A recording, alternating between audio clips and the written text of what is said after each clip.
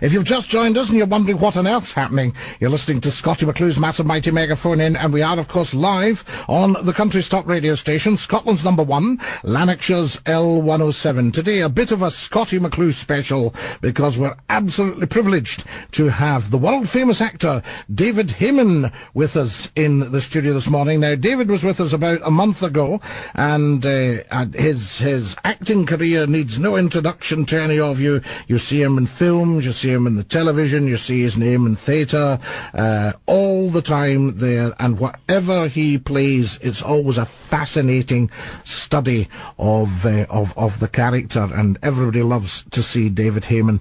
But he's got many strings to his bow, as we know, but also he's got this terrific charity called Spirit Aid, and he's going to be talking about that this morning as well. He's also in the company of Patrick Rolink. That's the Patrick Rolink, who is a first-class stand-up comedian, but he's been asked to sit down this morning, and he's with us in the studio as well. Good morning, gentlemen. Good morning, Scottie. Hi, Scottie. How are you doing, Pat? Lovely to see you again.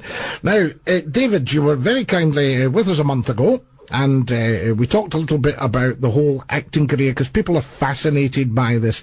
How does one become an actor? How does one become famous? And I can remember asking somebody about Lord Olivier and his fighting abilities on stage, his stage fighting abilities, and they said he worked at it. How much is it perspiration and how much is it medication and all that sort of thing? I mean, how does one become a famous actor? Oh, Scottie, what a hell of a question. I have no answer to that whatsoever. It's luck, and it's partly luck, it's partly good judgment, it's partly being in the right place at the right time. At the end of the day, you've got to have a talent, and I believe real talent will out at some point in its life. But where you start, which doors you knock on, first of all, how on earth you get an agent, how do you tell the world that you're here, that you're talented, that you want to break?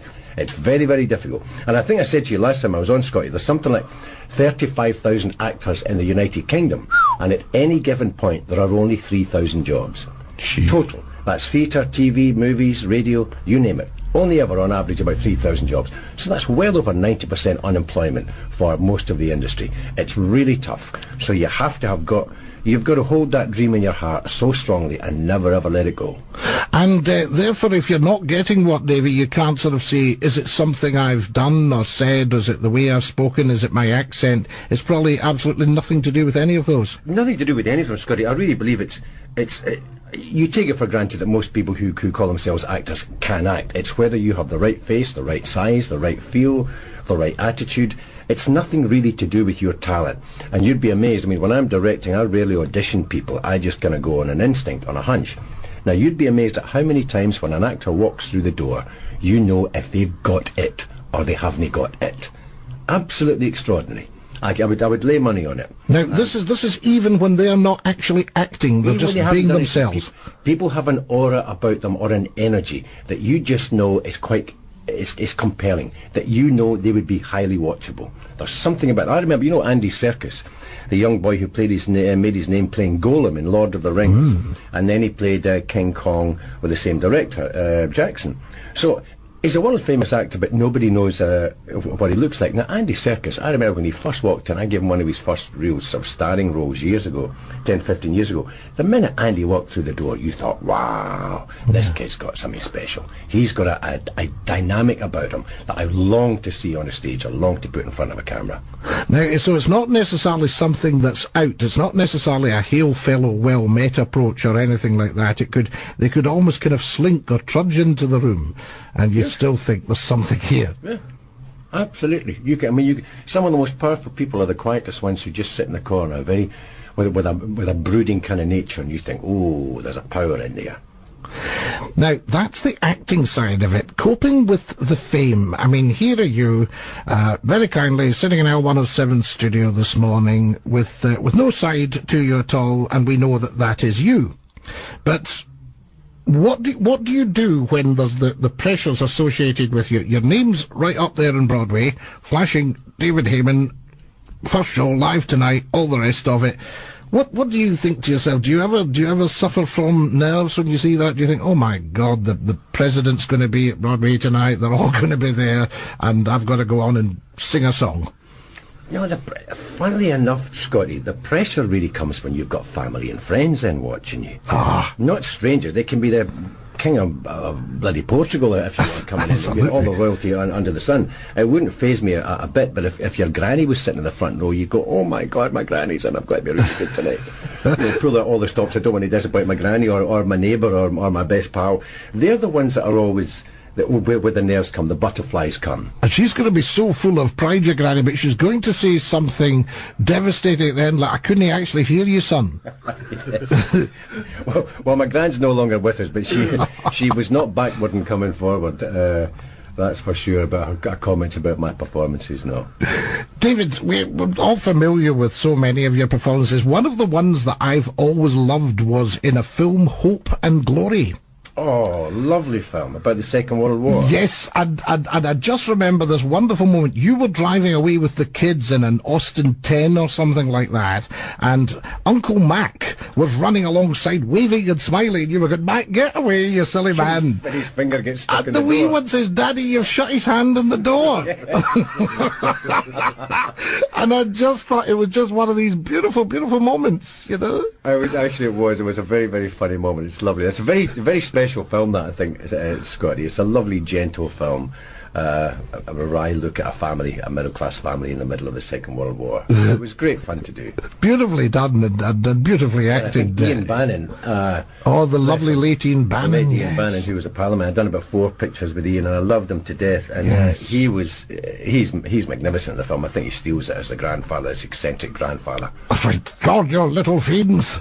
The lovely thing, because he had that sort of wonderful characteristic in his voice as well, that gave a great depth to his character. And of course, Ian Bannon was a man that a lot of early black and white films. Yes, he was a matinee idol in his youth. He played Hamlet at Stratford for the Royal Shakespeare Company when he was a boy.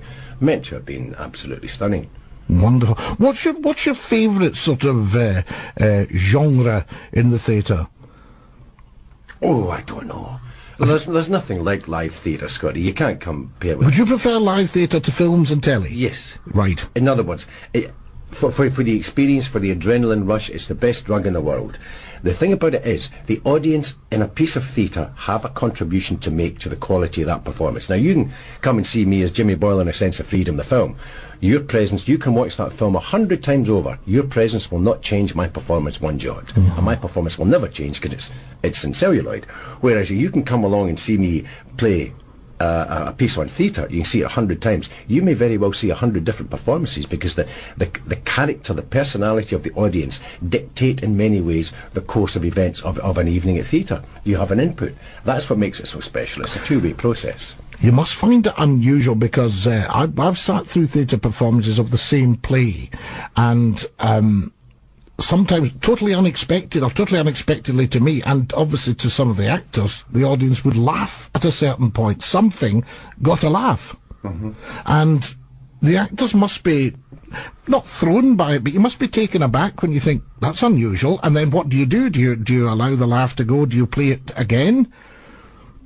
You can't stop an audience laughing. You can't dictate to an audience how they react. If they want to laugh at something you think is being, you're being deeply tragic on that stage and pouring your heart out and they're pissing themselves laughing, there's nothing you can do about it. That's just the luck of the draw. And does it throw you? It can throw you. I mean, you can be cursing under your breath and thinking, God, how the hell have I screwed this up? What did I do wrong? Yes, have I not got across to them that I'm suffering? I'm grateful they are. Yes, that's right.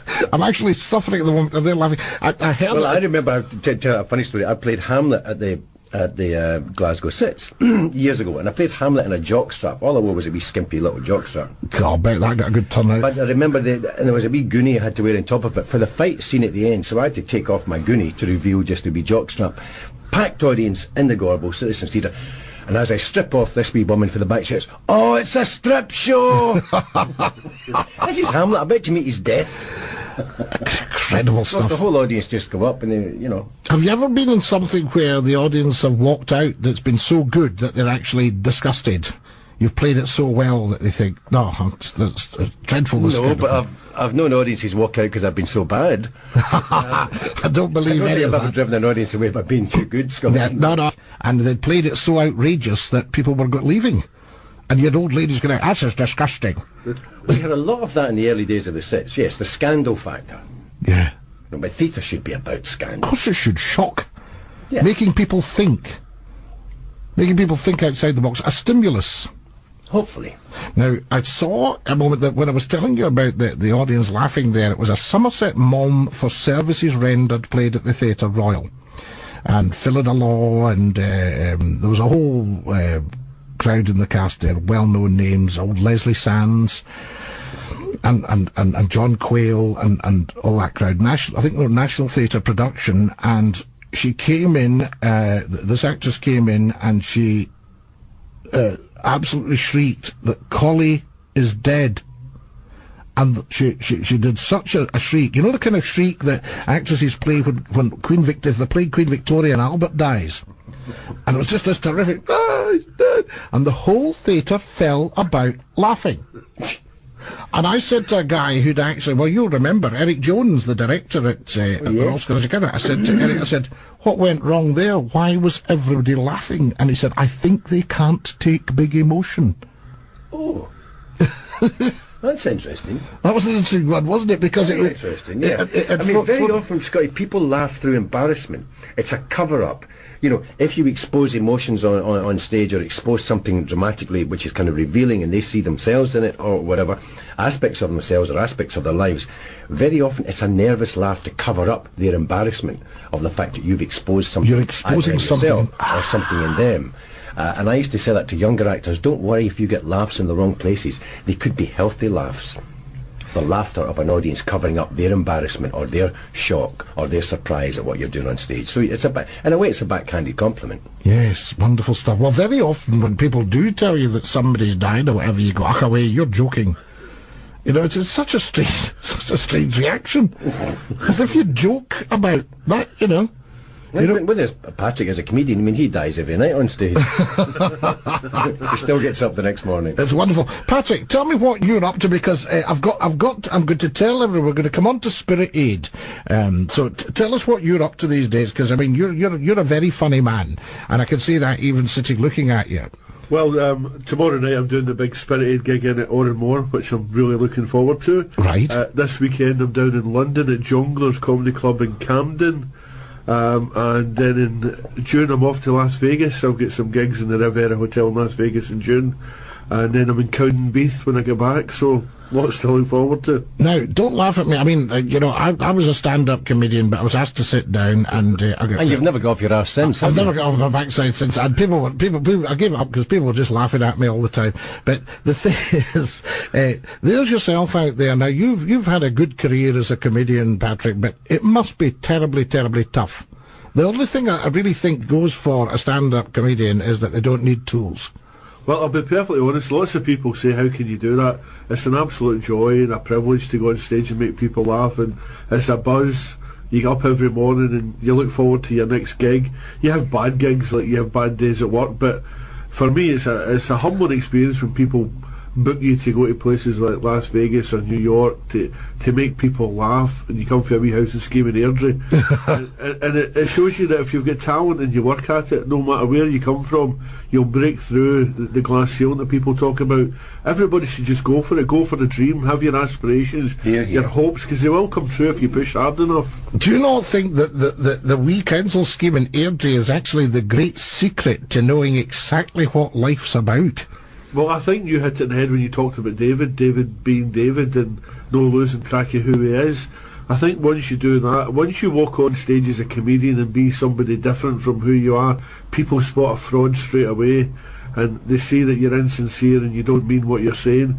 Self-deprecation is what's made comedy the success it is. And growing up in the wee house and scheme in Airdrie, I mean, the laughs I had when I grew up, it taught me how important humour is and how important it is at dealing with problems and issues. If you can have a laugh, you can cope with anything. Well, you do get a few laughs in a wee council scheme in Airdrie, actually, to understand. The great secret is, we've all seen people with a big load of money, and they're visiting their granny in the wee council who's in in Airdrie, and they really don't want to go home because it's warm and it's cosy and there's a genuine love about there and there's nonsense to be had and there's plenty of food. Have you noticed that? When people aren't paying massive mortgages, there's plenty of food in the house. Aye, well, they're no staying in Spam Valley, as we used to call it. There's a couple of posh housing schemes we called Spam Valley. But I mean, the characters I ran about a guy called Jimmy Sweeney who got bit by a dog and said, "Oh, the dogs in Airdrie are animals." And I thought, well observed. Jimmy's best bit of advice was you can travel the world with an American Express card, but with a brass neck you can go further. Tremendous. Now, you said that you have the odd bad night, Patrick. What constitutes a bad night for a stand-up comedian? When nobody laughs, when you go out there and you get... I mean, I ran on stage at Southampton at Jongleurs and there was 300 sailors in the audience, and I did an anti-war gag to open up with. The gag was, what's the difference between a British tank driver, a French tank driver and an Iraqi tank driver? I don't care because I'm an American pilot, boom, boom, boom. And there was just this big silence. And for the next 20 minutes the JCB just dug a bigger and bigger and bigger hole. Well, no, they were obviously convinced you were so good they thought he's an American pilot. Shot down in flames I was. They thought they were attending a lecture. Yeah, well, comedy's like that. You go out... I think you know when you become a reasonable comedian is when you have a bad night and you stick out your 20 minutes, when your bottle doesn't crash and you don't run off stage and you don't start going off at 100 miles an hour.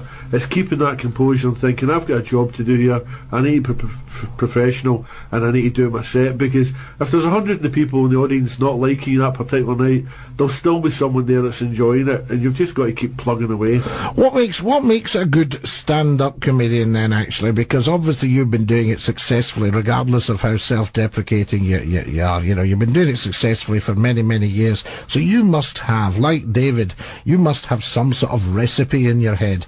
Well, people laugh when I say this, but I think some of us are blessed with this thing where when we go on stage, people go, "Oh, I'd go out for a pint with a big guy. Aye. The big guy looks all right, or the big man's going to be funny." Other people go on stage and they don't come across as well. They don't have that warmth and sincerity. And even when I'm comparing and I'm giving somebody I do it with a bit of charm and a bit of sincerity and a wee smile, and that goes a long, long way. Can I say something? You've not got what somebody would call a funny face. You know, I mean, if you'd come in to tell me my granny had died, you know, you could make quite a good professional mourner. Well, that's nice to have a follow-on career to look forward to. So there's always going to be work. I wouldn't worry about any of that. No, it's interesting. I was doing some work. I'm not dropping names here, but I was out at Las Vegas 2 years ago doing the Celtic convention, and the people who booked me knew me. But they knew me before I was a comedian, and for the 3 nights in the run-up to the gig, Anne and Jackie went, "We can't believe you're going to be funny. We're really worried that you're going to crash the whole show." And it gave me a great sense of confidence. But people do look at me and they do find it hard to believe I'm a comedian. I mean, a food taster maybe, but comedian not really. You're a very funny man. To what extent do you think that? I'm not quite as athletic as I'd like to be. You know, I mean, you're obviously a very fit man, but I mean, you. To what extent do you think that the comedian has to look just like one of them? Because I mean, you're quite rotund, as I am myself. So I feel qualified to say that. Is that all right? Well, it's fine. Because I had actually the hassle this morning. I went into Slater's this morning and asked if they had a jacket to fit me, and the guy says, "Look, pal, I haven't got a cubicle to fit you." So the Scottish drawback's a wee tip for you. It works for me. I use a boomerang to put my belt on in my trousers. that helps. Well, I was trying to sunbathe on the beach in the Save the Whale campaign. We're trying to put me back in the water. I think the most important thing is that no matter who you are or what you are, that you do have a level of self-deprecation, because no matter how funny you are, there's always going to be someone funnier. No matter how talented you are, there'll be someone talented. And we can all aspire to do what we want to do, but we all need to at all times remember we can do better and we can do more. And I work with acts, and sometimes I sit back and I can be smug and say, "Oh, I've had great gigs." But I'm down at Jongleurs this weekend with a guy called Tom Stade, and when I work with people like that, you think, God, I've got a long way to go. And I think that's the secret, working with good quality people and seeing how they're doing and thinking, that's the next level I need to get to. Feeling you never know it all. Aye, because comedy, I see comedians all the time, like Frankie Boyle on the telly at Laugh, Darryl O'Brien, Michael McIntyre, and they're sensational. And I'm a wee bit different from them in as much as I'll go out and I'll quite often have a set and I'll work to that set unless I'm comparing. I'll do it all off the cuff. But when you see a guy like Michael McIntyre going out and doing 40 minutes just off the cuff, it's a phenomenal talent, and I'm getting better at that, but I'm nowhere near his level, and it's nice to have something to strive to. To what extent do you think that the telly is, I mean, obviously it's going to lead to higher fees and what have you, but what extent do you think it's good for a stand-up comedy routine, or a stand-up comedy actor, as I like to say? To what extent would you say television is not actually beneficial? I mean, it gets your name and face out there, there's no doubt about that, and that would help with the bookings, but David says he prefers live theatre. Do you prefer a live club setup? I prefer theatre as well. We do gigs in theatres and they're phenomenal. You do gigs in pubs and they're hard work. The comedy clubs are fabulous, but for me, I do Motherwell Theatre 4 times a year, and it's an incredible gig. It's so intimate. 500 people there, and you feel like you're sitting in the living room with them. Theatre's wonderful venue for comedy because they've bought tickets specifically come along for a night at theatre. You see comedy. The problem with TV is once your material's exposed, everyone starts using it. Yeah.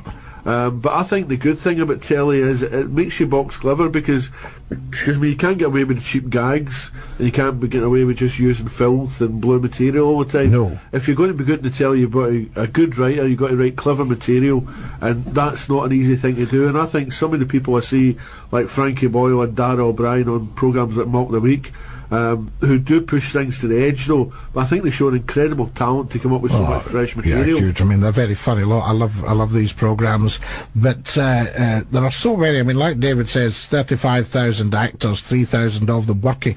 There's a lot of very funny people out there that we might not get to hear or see. Well, it's great when you walk into a pub, there's always a joker sitting in the corner. There's always one in every crowd, someone who can make people laugh. The difference is translating that to walking onto a stage in front of 300-400 people, or driving up to Montrose on a Tuesday night and there's 3 people in the audience, and you've still got to do your gig to get paid. Performance of comedy is very different from being funny, and it's something that you only learn through experience. I had about 2.5-3 years before I get paid travelling. I mean, I used to fly down to London, pay my own fare, and do 10-minute spots in London just so people would know me, so they could book me a year down the line. Well, don't worry about that, I haven't been paid yet. I mean, what would they be paying you for, Scottie? Exactly, this is it. I don't know what to bill them for. Sitting you with hooky shooting your mouth off. That's like the bumping my gums here. That's wonderful. As somebody once said to me, your life's just like one long phone call, isn't it? Now, so let's get on to what you guys are all about here, actually. That's the great performance. So we've got the wonderful comedian, we've got the wonderful actor. Now, Spirit Aid. David, this is your charity, am I right in saying that? Yeah, with a bunch of friends and colleagues, I set it up in 2001, Scottie. They're no longer with us. We've been going about 8 years. And I'm really proud of where we've reached now. We run projects overseas and at home. We run projects in Afghanistan, Sri Lanka, South Africa, Malawi and Scotland. We're dedicated to children and young people, primarily young people whose lives have been devastated by war or poverty, disease, lack of opportunity, lack of education. And I know that I can put my hand on my heart and say that we honestly, every year, keep thousands of kids alive around the world, or improve the quality of their health or their education or their opportunities. And that's not bad for a wee charity based in Glasgow. You can't say fairer than that. How did it all start? When did it start? Well, I just think it started because a bunch of friends and I, we just wanted to make a difference. I mean, I think the world's going to hell in a banana skin, and I'm sure you'd agree. You know, we're destroying the planet faster than we can heal it. We're going to war at the drop of a hat. The gap between rich and poor is getting greater. We're exploiting people. Disease is rife around the world. We've got politicians we no longer trust anymore because they tell us packs of lies, lie through their teeth, or they're caught with. Well, they tell us they're socialists. Aye, socialist Mars. And so we've all got to do something. I think it's incumbent on all of us to do something about it. If we all wish to live in a world of truth and of justice and of peace and abundance for everybody, then we've actually got to break out of our bubbles of apathy and do something about it. And Spirit Aid, I guess, is just one means of expressing that. What? And the future are our children. You know, okay, we ain't going to be here forever. There's a great Sioux Nation proverb, the Native American Sioux Indians, and they said, we do not inherit the earth from our ancestors, we borrow it from our children. Oh, what a wonderful one. Isn't that it? is. Really, oh, really that's profound, Scottie. Yes. So, I ask all the adults out there, by the time you get to the end of your life and hand back the world to your children or your grandchildren, what state's it going to be in? It's a thought, isn't it? You know, I've been saying this for years, David. Curatorial. Where are our curatorial politicians that say, no, we must look after this, rather just wreck it to get a headline in the next day's paper? Yeah, I think something happens in the corridors of power, Scottie. We're all, I mean, good, well-meaning people go into politics and somehow they walk along the corridors and they get zapped. They get zapped of every ounce of integrity or of compassion or of common sense, and they end up just being idiots, all towing the party line and taking us off to war. I mean, we went to that horrific war in Iraq, and I think it's a great shame on our names and the people of this country that we went to war in our name, on our watch, and we killed about 1 million Iraqis, destroyed that country, and left it in pieces. That's disgraceful. That should never, ever have happened. We should never have allowed it to happen. You know, people say to me, oh, but 2 million people marched against the war in Iraq. And I said, yeah, well, where the hell were the rest of the 56 million people who could walk and talk and make a conscious thought and decide what kind of world we want to live in? If 20 million people had taken to the streets of Britain against the war with Iraq, do you think Tony Blair would have said yes? No way. No way. Do you honestly think he wouldn't have said yes? Do you not think it would have come out? He would just have said, look, we're doing it, and that's it? Because, I mean, not if 20 million people had taken to the streets, Scottie. No way. Because we did have, I mean, they went against the Security Council of the UN, didn't it? Yes, it's an illegal, unjust war. Ridiculous.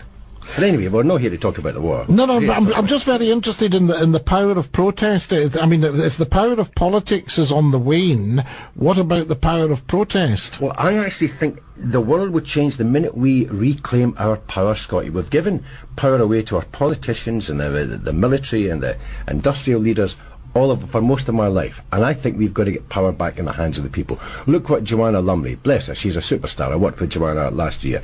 You know, she has got that wonderful result to allow the Gurkhas to come and settle in Britain. And why not? I was just saying this morning, why not say we'll have them in Scotland? Yeah, gladly have them in Scotland. Now, that was one woman's campaign. Okay, she's a high-profile individual, but she has made a genuine difference, and that was a huge result for her. Very, very successful. I think high-profile individuals do make a difference. I know you are very self-deprecating, and it's very genuine, because you don't see yourself as the superstar that everybody else sees you, and you know, that's such a saving grace. I'm sure that must, you know, by a long way round, actually give you a peace of mind that you probably otherwise wouldn't be able to claim from just the way you are. But you are a superstar. Now, being a superstar must make a difference to a campaign. Yeah, I've often said if I was a bus driver, it would be more difficult to get the doors open that I knock on, or get people to take my phone calls and things. But again, at the end of the day, it's still limited. But yes, it makes a difference. Me being a well-kent face and being on the telly and people know who I am. You're a well-kent face and people know who you are. It does make a difference. Yes. And at least people know, well, I'm in the public eye. He's not going to run away with the charity's money and buy a BMW and disappear to the Caribbean or something. They think, oh, that's true. You know, there is no hiding place. No, I think you're a lot broader than that, David. Because even if that was what one would do, I can't see how people think that's going to make them happy. You know, you're going to be something. Once you've driven your car around, you're going to find it's the same as any other car, and then you're going to want to come back from the Caribbean. This is why you have to say, you know, these poor bank robbers, you know, that exile themselves from the country, they can't come back.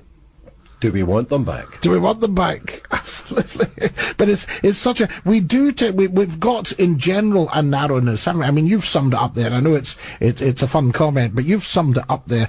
There's a tremendous narrowness about what people think life's about, isn't there? A bigger house or a bigger motor car or something like that.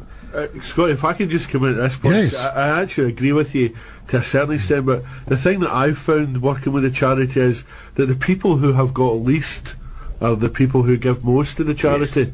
Yes. I mean, some of the rich people that we've contacted and some of the donations that they've given us, when you compare it to what some of the poor people have done, is shocking and quite embarrassing. I think, although some people say it's great to get anything, but I think a lot of people who don't have much appreciate that giving anything is, as well as being symbolic, the fact that you're helping and you're reaching a hand to show someone else that you care, and that's just as invaluable as the actual giving process. But people are most generous when they have least, and we find that with the charity. You go out and you get old age pensioners coming in and handing money in at the office and things like that, just because they care. So I think, and they've also known hardship, haven't they? Well, absolutely, but more than that, the hardship hasn't hardened them.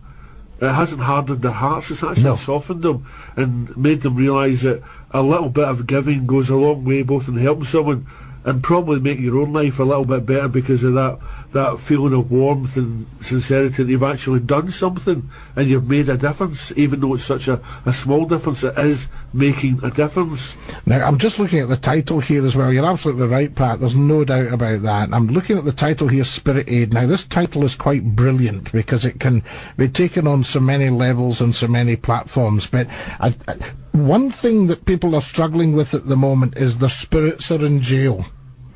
And I'm sure it's something to do with westernisation. You'll know, David, about the Bushmen of the Kalahari. And they had all these tremendous skills, like they could dig up a grub that had poison in it for putting on the tips of the arrows to go hunting, but when the arrows were curing in the sun to cure the poison, they kept the children inside because it was just so dangerous. Now, in a million years, the rest of us wouldn't know how to go about being a Kalahari bushman. Then they westernised them and brought in sorts of agencies I won't mention, and they became depressed. And a lot of them turned to alcohol and what have you. Now, I'm wondering if we are too westernised these days and our spirits are not free. Does that make any sense? I think it makes complete sense, Scottie. I think we've had our souls have been ripped out of us. I think this country has lost its soul. I mean, where's the moral leadership coming from to show us a better way? But I think someone like Nelson Mandela is an extraordinary and a powerful and elegiac role model for us. Once he's gone, who else is left? You get no British politician that's going to fill that gap. I don't think we talk enough about our spirit, the strength of our spirit, the power of our spirit, our inner energy. We certainly don't. At our peril, we miss it. And directing it as well. Where are we going to direct our energy and direct our spirit's power? I have a belief that there is a life after death, and because I don't think we'd pick up all this experience just to lie in the cool brown earth and relax. So I think once your shell's gone, your spirit does live on. And whether one believes in God or a God, or there's definitely a power superior to mankind, because I would not like to think that mankind was the ultimate power. But I think... Oh, no. No, I don't think we could, and I wouldn't like to think that, British politicians or whatever were the ultimate power, or the President of the USA was the ultimate power. So that there must be something out there, because collective energy. Do you never have? I call it septic, but do you never have? You think about somebody and then the phone goes, "Is that you, Davy?" And you think, "I was just thinking about you 5 minutes ago." Oh, you were thinking about someone, and suddenly you walk down the street and bang, there they are. They turn around the corner and you haven't seen them for months. Now, how much of our spiritual energy are we not using? Oh, I would say about 90%. We use a fraction of the powers that we have. But to go back to where that comes from, Scottie, we're inundated. The multiplicity of television channels, the entertainment channels, the movies, the ads that get us, pumping at us all the time to be thin, to be beautiful, to be rich, to be successful, to be suntanned, to have bling hanging off us. That's a very, very powerful message that's getting out there. And you take someone like David Beckham, Victoria Beckham, they bought their first son, for his third birthday, they bought him a £36,000 Rolex watch. Right. Now, David Beckham's a role model. I think he's a fairly nice young man, I've got nothing against him. But I thought that was disgraceful. What is that saying to mums and dads and 3-year-old boys up and down the country? You're nothing unless you've got 36 grand hanging around your wrist before you can even tell the bloody time. It's gotten us skewed. I think we've taken our eye off the ball. Taken our eye off the ball. And our youngsters, like people used to say, why do we buy, when you and I were kids, if your parents could get you a cowboy outfit, or something like that, which had a couple of wee cap guns. Now, I'm just thinking, somebody once said to me, why not buy a violin? Why not buy a banjo, you know, for your kid? Why buy them a gun as a plaything? And it's a similar philosophy, Davy, to be quite honest with you. It's why not let's do something just a little bit different? And I get quite heartened when I look round the schools. I mean, the schools are beginning to, some schools, like we had the primary school in recently from East Kilbride, and they'd made a CD for Africa. Oh, fantastic. Now, this is great thinking, and they'd actually appointed a PR person in the school, one of them. So they had a little PR department and a recording department and all the rest of it under one of their masters. And here was this tremendous little setup. We had all the kids in the studio here, and they'd made a CD to raise money for Africa. Great, Scottie, I agree with you. Patrick and I, but we both do a lot of work in schools on behalf of Spirit Aid. We go in there and we give them a sense of, I mean, I talk about the humanitarian work we do. We make films with young people in Scotland, and it's amazing how well they grasp, how eagerly they grasp a hand and get involved in work like that. Wouldn't you agree, Patrick? I mean, there's a whole wealth out there. I mean, I'm very fortunate with the Spirit Aid work. I also work in the schools with Albion Rovers, and David and I have forever seen the talent in our schools is phenomenal, but the children are so clever at picking up on what is right and wrong. They've got an instinct to know what is right and wrong, and they try and do the right things. And they're very well led by a lot of great teachers, but even when the teachers aren't leading from the front, the children have got incredible energy and zest to do the right thing. My only concern about that is I look at the students in our universities and colleges nowadays. It used to be that a lot of change came from the student movement. I mean, I can't remember the last time we had a student protest or students out complaining about the government or complaining about things. We seem to, as a society, have lost that voice of disapproval of our young people standing up and being counted. And I'm just hoping with good reason, because I've been working in the schools, as David said, that the children coming through our schools just now will take us on to a different level, will stand up and say, stop what you're doing, it's wrong, this is the way we should be moving our society forward. All we had, when you think about it, looking back, and I don't know how the children feel about this now, but the communication side of it again, Davy, the being able to talk, being able to express yourself, because we mentioned this yesterday, phone, and you don't hear orators anymore. You don't hear somebody standing up and really, saying, I want to change the world, and somebody like yourself, absolutely ideal, making that impassioned speech. You don't see that in the street anymore. You don't. I mean, I've been standing up for years saying I want to change the world, Scottie, doing it in public and sticking my neck out, and you get so disheartened at times, and you think, come on, somebody else pick up the mantle, somebody else run with it, along with us. And you sometimes think you're a kind of still, small voice in the wilderness, but actually we get out there, and I think, as Patrick and I were saying, the best results we get from young people. To give you an example, we've been working really closely with Rothsay Joint Campus on the Isle of Bute. They're a fantastically progressive school, and right now, over the past year, they've raised us something like £10,000 for our humanitarian work in Malawi. Those children in Rothsay are paying for the feeding program in Malawi. We feed 800 kids a day in Malondi, Malawi. Now, those kids may have a 2-hour walk to get to school, 5 hours at school, and a 2-hour walk back home. Then they eat for the first time in the day. Because we are providing them a lunch of maize and beans and onions, the kids are now voluntarily staying in school 3 hours every day longer. Now that's phenomenal, voluntarily. Massive. Because you get food in their belly. Now, that wouldn't be possible without the hard work and the determination of young people on the Isle of Bute. And that's phenomenal. They've taken ownership over that. They've got a partnership with the people in Malondi. They've raised us money. We're just about to put the roof on a youth centre that we built from scratch. And that, I think, will happen next week. Now, we've got a women's training workshop. Without the hard work of young people in Rothsay, none of that would have been possible. It's wonderful. When you go to Malawi, are the children, does their joy overwhelm you? Oh, you feel very, very humbled.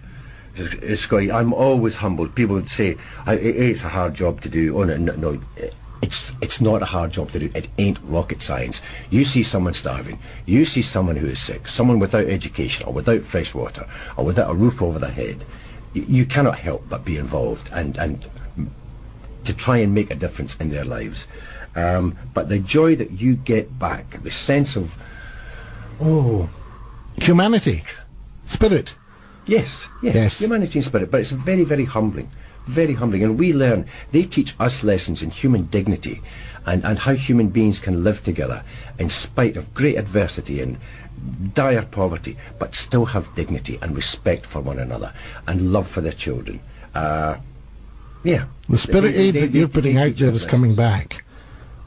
Pardon? The spirit aid that you're putting out there is coming straight back as spirit aid. Yes. Well, I believe that what goes around comes around anyway in this world. Absolutely. It's interesting, Scottie, just one wee insert here. I think where Spirit Aid's different from a lot of charities is when guys like David and the rest of the team go out, they actually live in the village with the villagers. They stay in the same conditions, they eat the same, they wash the same way with a cup of water out of a bowl. They live the life that the people live out there. We don't go out and stay in hotels and fly out first class. And David talked there about the summer feeding 800 children, the £10,000 from Rossi. Every single penny of that £10,000, every single penny gets spent on the projects. Not a penny goes in expenses, salaries or costs. Every single penny given to us for the charity work gets spent in charity. And I think that's what makes Spirit Aid a unique charity. Now, hold that thought, folks, because we're coming back to this. If you've just joined us and you're wondering what on earth's going on, you're listening to Scottie McClue's Massive Mighty Megaphone In. We're live on Lanarkshire's L107, Scotland's #1 radio station, the big one, the one everyone's talking about, the one everyone's listening to, serving the vast, beautiful, massive and diverse county of Lanarkshire, stretching from the city of Borders to the borders of Scotland to the city of Glasgow. I'll just reverse my teeth round again and say that again. Stretching from the Scottish borders to the city of Glasgow. In the studio with me today is the actor David Hayman, who needs no introduction to any of you, and the stand-up comic, who's a very, very interesting and very brilliant and very serious man when he's not being a stand-up comic, Patrick Rollink. They're with me live in the studio. We'll be talking more to them about the charity Spirit Aid. Paul was a master of that. Tommy Cooper was... He was just a master anyway, but he was quite exceptional. And somebody told me recently that he'd probably had a light refreshment before he'd gone on. Well, I heard the story that one time they went to his dressing room door, 5 minutes, 3 minutes, 2 minutes, 1 minute, and then he came out and went, how did I do? Well, the one I heard about Tommy Cooper just very briefly was dish towel over the head. He says dish towel, head, dish towel, and then he takes the dish towel, big flurry, he shakes it, goes, head gone. All that nonsense. Now, David, Spirit Aid, where exactly is Spirit Aid's active? I mean, what size of a charity? Charity's it's almost outgrown the word charity, hasn't it? Well, I don't like the word charity. I call it a humanitarian organisation. Yes. We're an organisation, Scottie. Yes. And we do many things. Like in Afghanistan, we run 2 mobile clinics in the Hindu Kush mountains that cover all the isolated mountain villages and the refugee camps in the north. Now, each clinic has got a paediatrician, a midwife, a pharmacist and a driver. We also run a small school for 25 pupils. By the way, the areas that we cover with the mobile clinics, they hadn't seen a doctor in 24 years before we got there, and the kids were dying. So in all the communities that we visit, the child mortality rate from preventable diseases has dropped to 0, and that's a phenomenal result for us in a war zone. We were in Sri Lanka after the tsunami. We had 3 teams out there, and we adopted an orphanage that we are still in touch with. In South Africa, we moved into the squatter camp outside of Cape Town called Kailicha, where 1.5 million people live in, serious abject poverty and live in, shacks made of cardboard or plastic or timber. We put in a medical clinic, a youth centre, a soup kitchen, an AIDS orphanage. We built a guest house. We put in running water, solar panels, biogas converter that converts human waste into methane gas that fuels the kitchens of the soup kitchen and the creche. Huge success. And then last year we moved into Malawi, where, as I said, we've got the feeding programme. We've got 2 creches that have 100 kids, preschool kids each, and they get a bowl of porridge every morning. We are just about to complete the youth centre, the building of it. We'll put in as much IT technology as we can for the young people. Obviously we have to put the solar panels in first to energise it, because the Malondi, as a community of 15,000 people, has no electricity and no sanitation. And we've got a women's training workshop where we're training women to knit and sew because they want to make school uniforms and industrial clothing to bring revenue into the community so they can be self-sustaining. We've helped set up an orphanage in the centre of Baghdad. We've been in Kosovo. We've dug a well in Guinea-Bissau in West Africa. And in this country, we've got a project called Shooters, where we make short films with young people. Now, over the past 5-6 years, we've probably made about over 40 short films with over 400 young people from 27 different nationalities. And we give them a basic introduction. This is a camera, this is a microphone, this is what a script looks like, this is what an actor does. Then we encourage them to make a short film that they will direct, they will act, they will write, they do everything. All we do is mentor them about an issue that's important to them. There's a very powerful one done by the Rothsey kids called Why Me, which is about bullying. And that's a really, really important little film, because bullying is a major problem in schools. Now, this is giving young kids a voice, and that's a fantastic project. We're really excited by it, and we work with, a lot of the times we work with vulnerable communities, communities of vulnerable young people.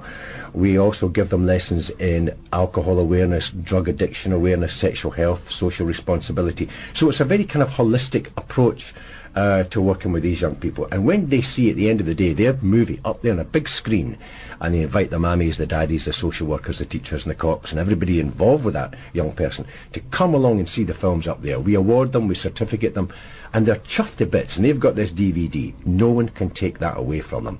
No matter what else is missing in their lives, they will have a little bit of self-respect and a little bit of pride because of that achievement. Wonderful. This is just it's very, very humbling to hear you talk like that, David, but thank you for that. It's just wonderful to hear it. Now, two things. One is what can we do, and two is there's a big local goings on for Spirit Aid tomorrow night. Is that right? Have I got that right? You've got that right, Scottie. In Oranmore, in the west end of Glasgow, the church at the top of Byres Road, which is a great venue, we've got Spirit Aid 2009 Gala Night. We've got comedians, we have musicians and bands. The MC is going to be Des Clark, the comedian. We have Ricky Warwick of the Almighty. We get Graham Clark of the Wet Wet Wets. We have Craig Armstrong, who's a Golden Globe winning film composer. He composed the music for Moulin Rouge. He did bits of Lion King, the Ray Charles movie, Shrek, I think, or the Hulk. And he rarely performs in public, and he's going to perform for us.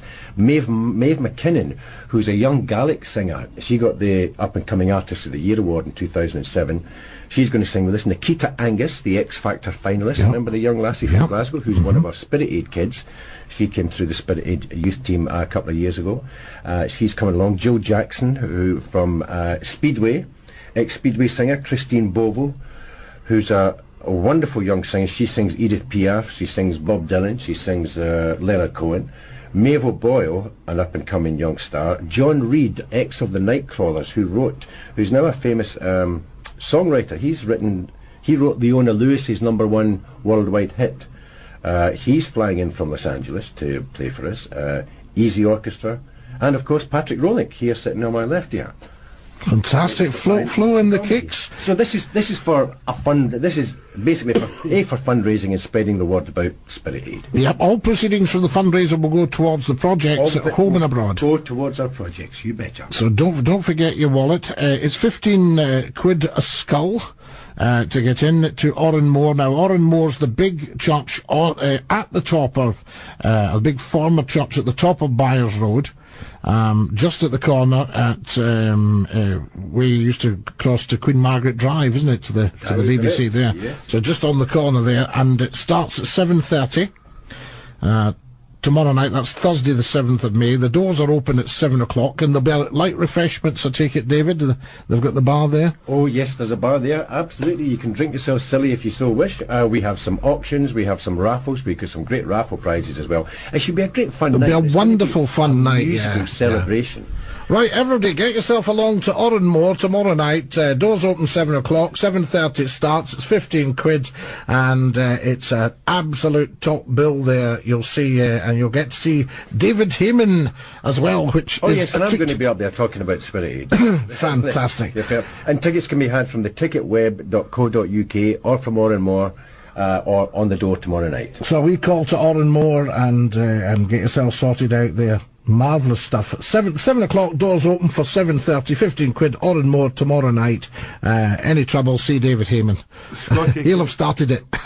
Scottie, if there's anyone listening today that would like to make a donation or help the charity out, they can call our office in Glasgow. The number's 0141 552 6111. I'll just make a note of that again. 0141 552 6111. And if I could just say one final thing that I think differentiates us from all other charities, when we did work out after the tsunami and when we did the mobile ambulances in Afghanistan, David actually went over there and took the money with him in US dollars up his Duke and spent the money in the local villages. So we actually invested the money people of Scotland had given to us, and we invested it in the local community rather than buying all the stuff here and paying to take it over. Bought it all locally, helped local traders and helped local business, and that's part of what we try and do, is make everything we do sustainable for local communities throughout the world. Can I just say, in thanking you so much for coming and joining us today, David Hayman and Patrick Rowling, don't believe what the Mirror says, because you guys are beautiful. The Mirror speaks very highly of you. Will you come back and see us sometime? Oh, I don't know what you think, Patrick. Probably. Yeah, probably. Right. We will gladly come back. I won't push you for an answer just now. Thank you so much, and all the very, very best tomorrow night. All the very, very best for the future for Spirit Aid, and thank you to all of you and the team for so much that you do for so many beautiful people. Thanks Scottie, so much. Thank you, and thank you for having us on your wonderful show. Great pleasure. Dinky-doo.